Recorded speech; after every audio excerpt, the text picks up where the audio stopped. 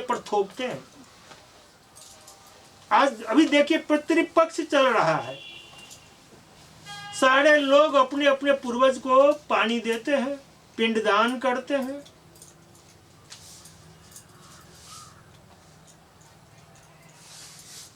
अभी समझ लीजिए कि हमारे पिता अगर जीवित हो और वो हमसे सिर्फ 100 मीटर की दूरी पर हो और वो प्यास से मर रहे हो और हम पानी लिए यहाँ बैठे हुए हैं, पिताजी कहते हैं बेटा जरा पानी लाना, मैं मर रहा हूँ, और मैं इसी जगह पानी गिराने लगूं कि पिताजी पी लीजिए आपकी प्यास बुझ जाएगी।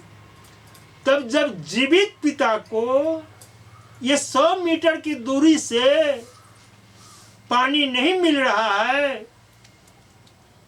तो जो चला गया उसको आज हम पानी देते हैं, पानी पिलाते हैं। देहाती कहावत है, मरा घोड़ा घास नहीं खाता है। लेकिन ये बड़े बड़े बुद्धिमान लोग, बड़े बड़े विद्वान लोग, बड़े बड़े तार्किक, बड़े बड़े संत, तिलक छाप वाले कहते पिंडदान करो, अपने पूर्वजों को पानी दो। कबीर साहब से बर्दाश्त नहीं हुआ, कहा उन्होंने माटी का नाग बनाया, पूजे लोग लुगाया, माटी का नाग बनाया, पूजे लोग लुगाया, जिंदा नाग जब घर में निकले ले लाठी धमकाया। माटी का नाग बना करके उसकी पूजा कर रहा है और जिंदा नाग घर में निकलता है तो उसको लाठी से धमकाता है।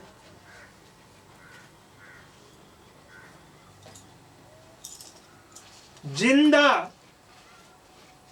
को पूजे नहीं, मुए बाप पुजवाया, मुट्ठी भर चावल देकर कौवे को बाप बनाया। साहब में कूट कूट कर इंसानियत भरी हुई थी, मानवता भरी हुई थी, प्रेम भरा हुआ था। वो जब देखते थे लोगों को डूबते हुए भवसागर में, बहते हुए भवसागर में, तो बड़ा दर्द होता था उनको। उनके अंदर से ये वाणियां निकल जाती थी, स्वतः वो वाणियां साखी बन जाती थी, शब्द बन जाता था, रमैनी बन जाती थी।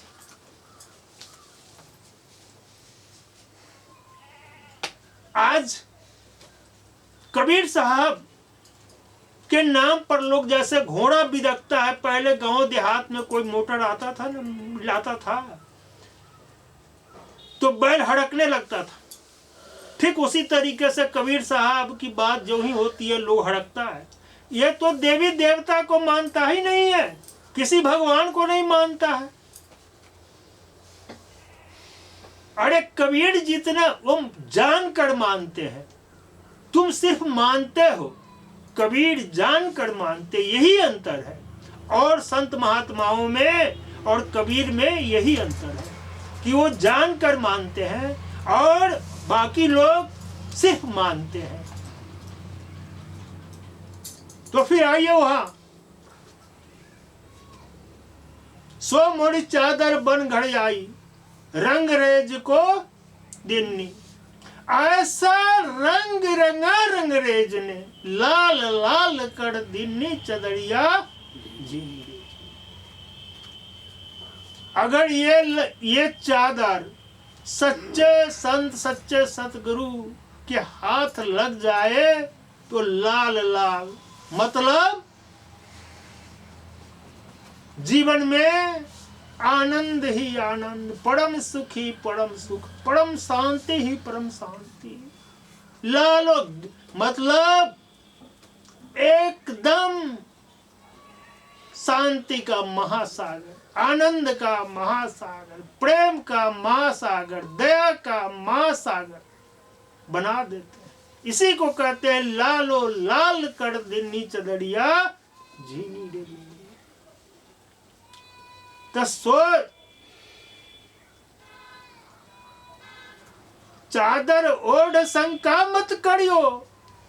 ये चादर जो हम लोगों को मिली हुई है, ये कौन, किसने दी है ये चादर? आकाश में बैठा ब्रह्मा विष्णु महेश ने दिया है, या ये चादर माता पिता ने दिया है?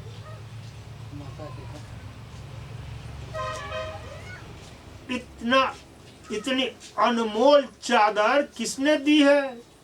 माता पिता ने दी है। ये चादर और शंका मत करियो।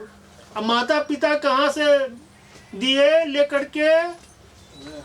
तो ये पृथ्वी से उपजा अन्न, पृथ्वी से निकला पानी, पृथ्वी से निकला साग सब्जी, पृथ्वी से फल फूल माता पिता ने खाया, उससे रज बीज बना, उस रज बीज माता पिता का समागम हुआ, उससे हमारा जन्म हुआ। कहां से? ये सारी चीजें कहां से आई? पृथ्वी से आई। और ये हमारा शरीर तैयार हुआ। कौन शरीर? ये अन्नमय कोश तैयार हुआ, और इसमें प्राणमय कोश काम करने लगा प्राकृतिक नियम के तहत। फिर आइए, चादर ओढ़ शंका मत करियो, मत शंका करो ये कहीं से आया नहीं है, इसको किसी भगवान से ने ऊपर से नहीं भेजा है कि या किसी ने हमको दिया नहीं है। ये हम अपनी शेष इच्छाओं, शेष वासनाओं के कारण अपने अंतःकरण, मन, बुद्धि, चित्त, अहंकार के साथ, यानी सूक्ष्म शरीर के साथ यात्रा करते हुए इस शरीर में आप पहुंचे हैं। शरीर की खोज में कुछ हमारा कर्म अच्छा रहा होगा, इसलिए ये मनुष्य का शरीर मिल गया हमको। अब ये मनुष्य का शरीर मिला तो चादर ओढ़ शंका मत करियो, 2 दिन तुमको दिन नहीं। ये सिर्फ 2 दिनों के लिए, बहुत कम समय के लिए हमारे पास है। ये सो चादर सुर नर मुनि ओढ़े, ओढ़ के निर्मल किन्नी।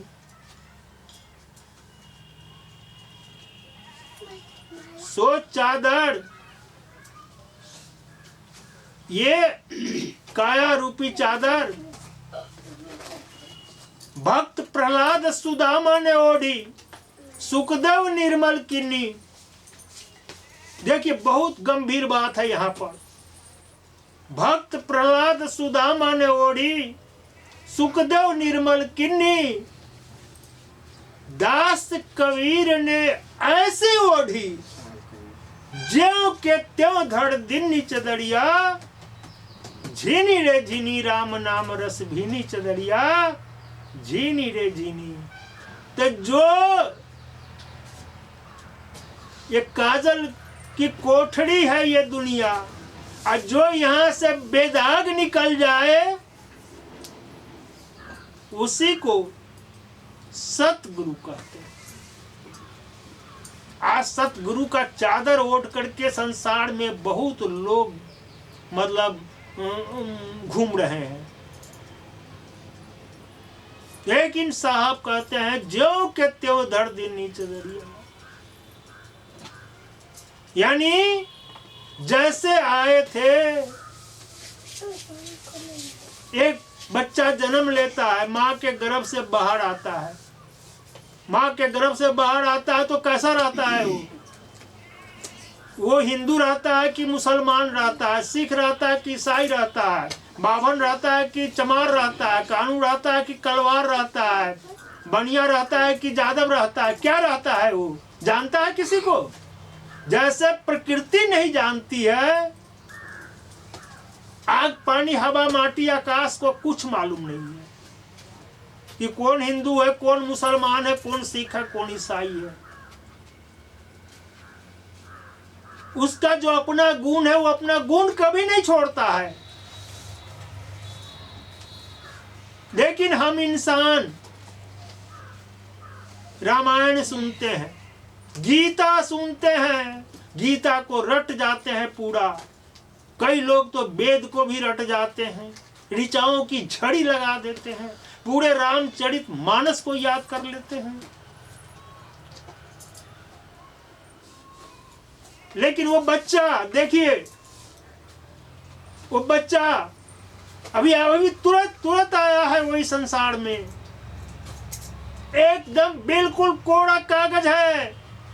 अगर भगवान का साक्षात दर्शन करना है आपको, उस बच्चे की आंख में झांकिए, देखिए वो भगवान देख रहा है। अभी कोई एकदम बिल्कुल निर्मल सफेद चादर है वो बिल्कुल आत्म रूप में स्थित है, फिर भी उसके पास ज्ञान है। मन का ज्ञान नहीं है, आत्मा का ज्ञान है, उसका ओरिजिनल ज्ञान है, मन का ज्ञान नहीं है।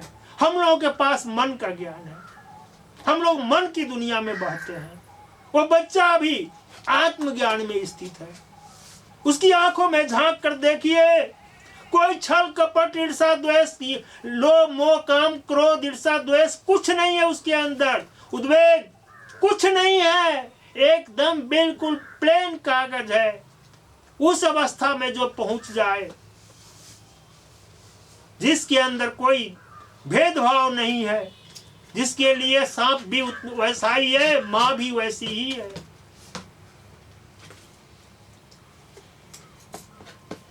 न उसके लिए नरक है, न उसके लिए स्वर्ग है, न उसके लिए अच्छा है, न उसके लिए बुरा है, न उसके लिए प्रेम है, न उसके लिए नफरत है।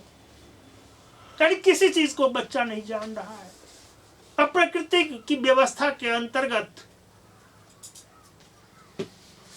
उसका जीवन चल रहा है। प्रकृति अपने सिस्टम से, अपने नियम से, अपने लॉ से चला रही है उसको। विधि ब्रह्मा, विधि माने ब्रह्मा, विधि की अंग्रेजी क्या होती है? लॉ। लॉ माने कानून। जिस कानून से ये सृष्टि चल रही है, कोई भगवान इसको नहीं चला रहा है। अगर इस कानून को ईश्वर कहा जाए, भगवान कहा जाए, तो बहुत ये भी चल सकता है। इसी को विश्व शाश्वत नियम कहते हैं, इसी को सनातन नियम कहते हैं। तो साहब कबीर कहते हैं कि ध्रुव प्रहलाद सुदामा ने ओढ़ी, आ सुखदेव निर्मल किन्नी। सुखदेव ने इस चादर को निर्मल कर लिया, और दास कबीर ने ऐसी ओढ़ी कि ज्यों के त्यों धड़ दिनी चदरिया झीनी रे झीनी। यानी जिस समय जन्म लिए थे, जितना प्लेन थे, जितना कोड़ा थे, उतना ही कोड़ा वो शरीर छोड़ने के समय थे। अगर हमारी अवस्था जिस दिन वैसी हो जाती है,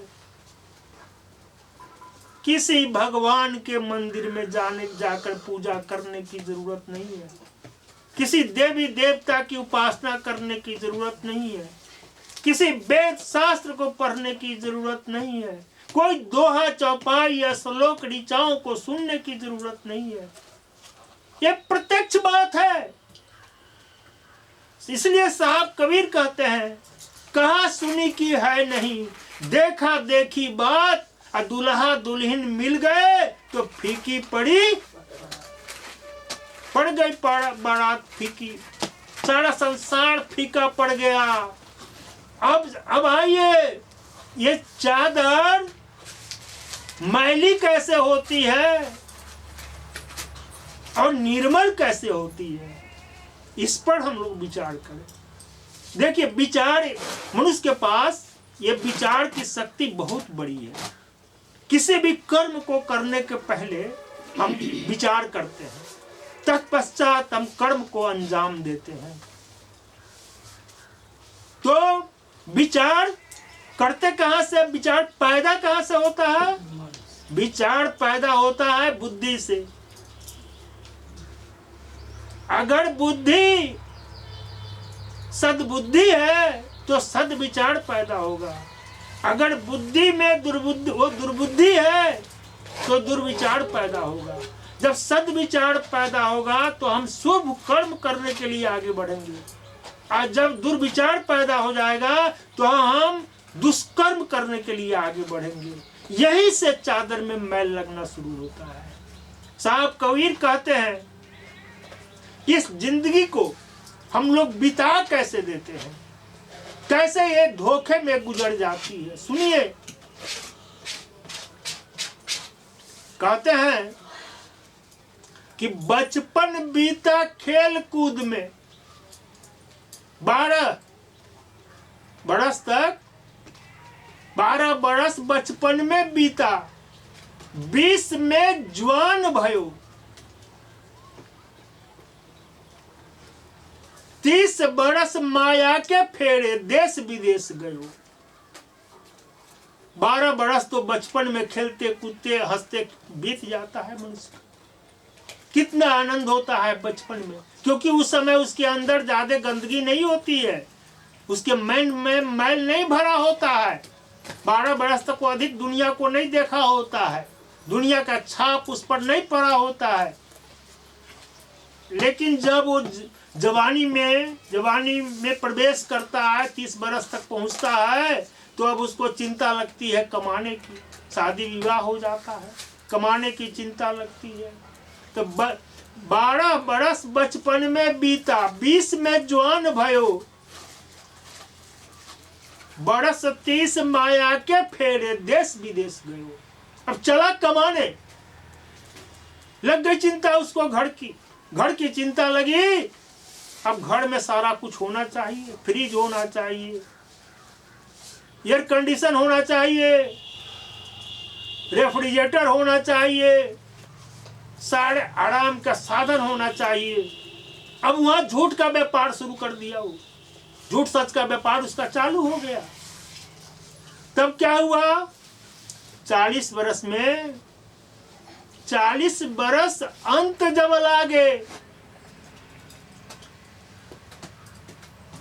मोह उपजे नित नयो। अब नया नया मोह उपजने लगा। पहले था बेटा में मोह, बेटी में मोह, अब किसमें, तो बेटा का जो बेटा हो गया, अब बेटा थोड़ा दूर हो गया तो मोह कहाँ भागा, पोता में, पोती में, नाती में, नतनी में। तब बरस 40 अंत जब लागे, उपजे मोह नीत नयो, धन और धाम के कारण निस दिन सोच भयो। अब इसकी शादी करनी है, उसको पढ़ाना है, घर बनाना है, ये खरीदना है, वो खरीदना है, रोज रात दिन इसी में उसका मन भाग रहा है। और गुरु लोग उसको बताते हैं कि आधा घंटा बैठ करके ध्यान करो।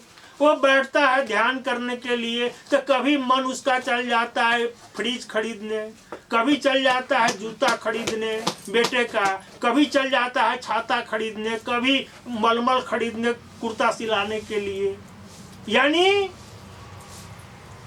ये जो नया नया मोह रोज उत्पन्न हो रहा है, अब इसको पूरा करने के लिए कुछ न कुछ कुकर्म करता है।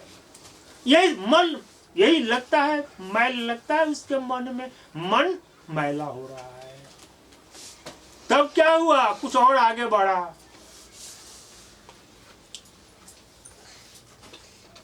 बरस 50 कमर भाई टेढ़ी, है ना, बरस 50 कमर भाई टेढ़ी, निस दिन सोच भयो।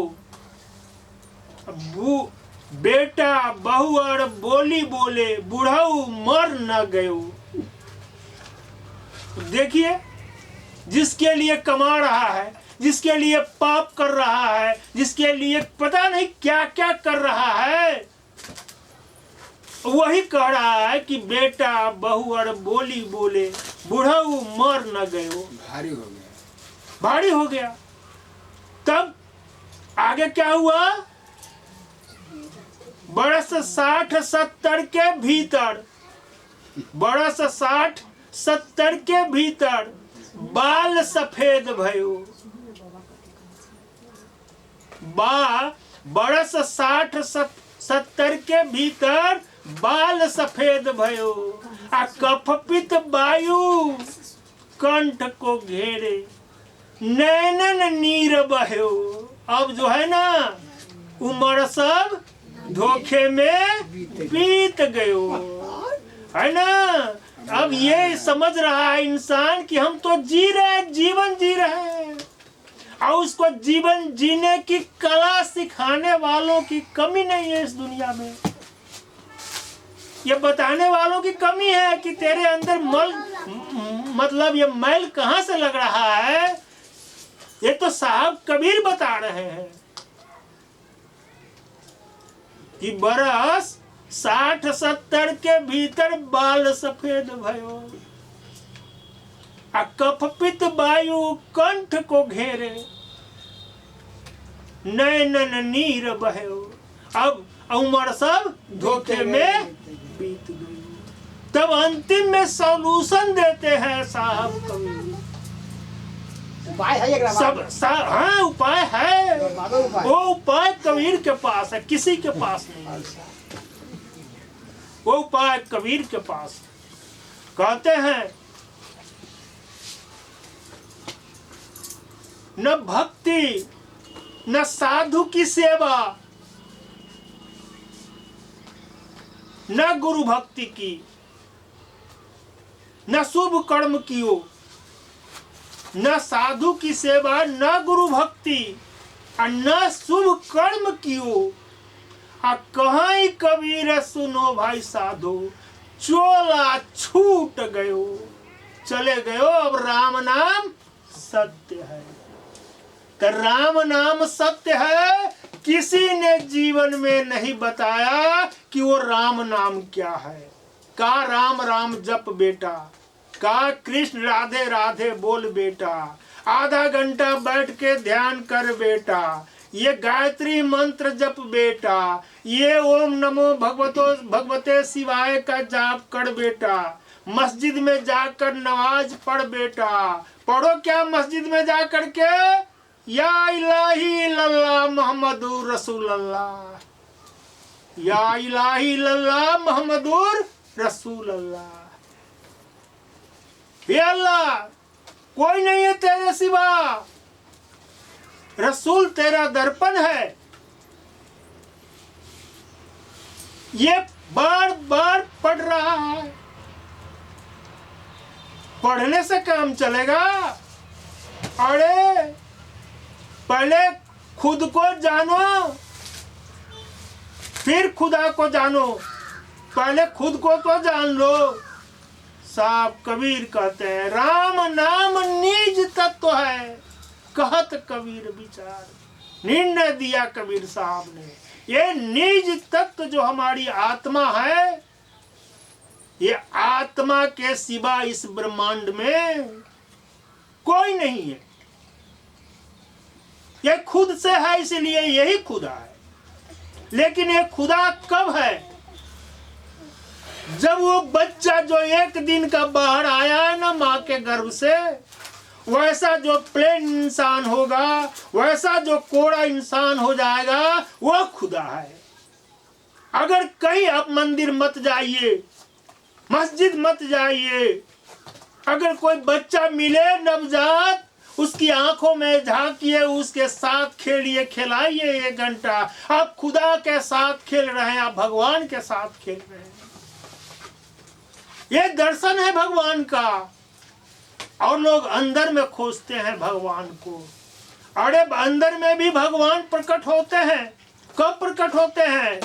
जब ये मन का संकल्प विकल्प शांत हो जाता है, ये मन निर्मल हो जाता है,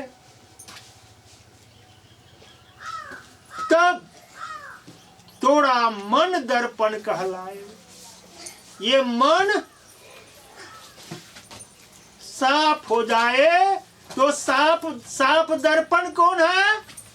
एक तो वो बच्चा जो अभी जन्म लिया है, अभी अभी आया है दुनिया में, एकदम साफ दर्पण है, झांकिए उसमें भगवान दिखाई पड़ेगा। दूसरा, कबीर जैसे जो लोग अपने मन को निर्मल कर लिया है, जो ज्ञान की दुनिया में जग गया है, जान गया है अपने आप को, जो पाखंड से बाहर आ गया है, जो अंधविश्वास से बाहर आ गया है, अंधश्रद्धा से बाहर आ गया है, अपने मन को पूरा कबीर के तरह बना लिया है, जो सत्य सिर्फ बोलता ही नहीं है, सत्य को जीता है, जो जीता है वही बोलता है, जैसा वो कर्म करता है वैसा ही बोलता है। ऐसा जो संत है, संत की परिभाषा दे रहे हैं तुलसीदास जी, कहते हैं पर उपकार वचन मन काया, असंत सहज स्वभाव खगड़ाया। मन से, वचन से, कर्म से जो दूसरे का उपकार करता है